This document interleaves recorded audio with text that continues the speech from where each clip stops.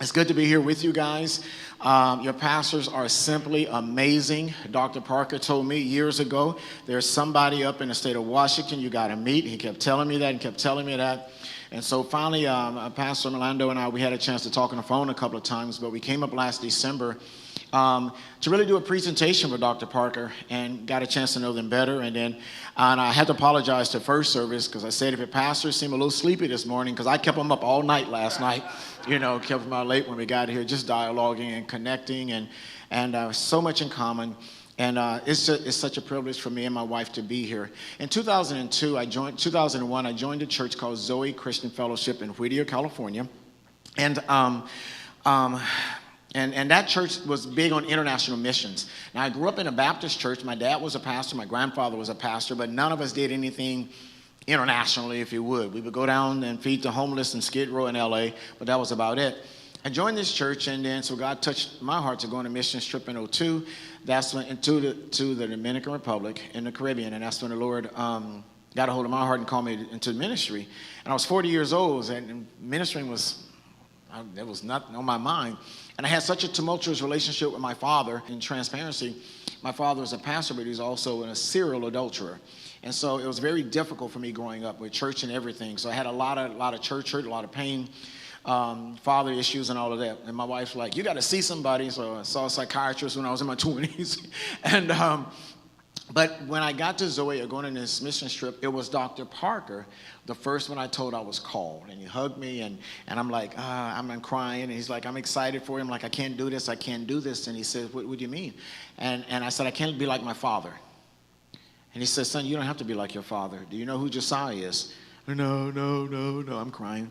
He says he was a king in the Old Testament, and he wasn't like his father. He went on to be righteous. And then Dr. Parker said, God has placed you at a church with a man of integrity. And then I was so happy to grow up under my pastor. Eventually, I did a couple of years school of ministry and came on staff as the missions pastor, and spent some more time with Dr. Parker because now we're sending teams and going, just partnering with him as a missionary and sending teams to wherever he was in the world. And so with me being so missional previously, became part of my DNA in the church we now pastor. So my title is Bishop Tony Dunn, but Bishop simply means the pastor of pastors. And so leadership is my grace gift based on Romans 12. That's what I'm passionate about. And so right now, my wife and I, we planted churches in South America, in Africa, and we've launched New Day Europe. In fact, 2 weeks from now, I'm going to Serbia, week after next, and I'll be working with pastors there. Then I'm going to North Macedonia. And then following month, after Easter, we're in Poland, 2 different cities, I think like 10, 12 days in Poland, doing some training and development there. And then we have Zambia later on this year, Zambia, Africa, and then Uganda. And even with Dr. Parker, we have it set up where he's coming to Zambia, from Spain to Zambia. He's going to spend 1 week with 400 pastors doing some theological training. So to be able to stand and what we're doing now, he's getting ready to retire. Many of you guys, he's been a blessing to you guys and some other churches. So really what I'm doing now, I'm going from different churches and to his individual supporters, encouraging everyone to give towards his retirement home. Unfortunately, like many of you guys with your jobs, you have your 401k, your 403b, you got your IRAs, you got all of that. Most missionaries don't have that. So what we're looking to do is to raise $300,000. Now, that's not going to all come from Sozo, okay? But $300,000 because the community that he wants to move in, and I got to remember, I'm in the state of Washington. In California, the place he's going to move into is probably smaller than this stage, but it's $300,000. And you have to pay cash to move there. It's a retirement community. It's amazing.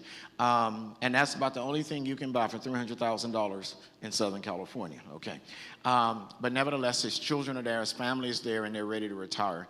And so I pray that you would go home and really consider being a blessing to this great man of God, that his latter years would be greater than his former.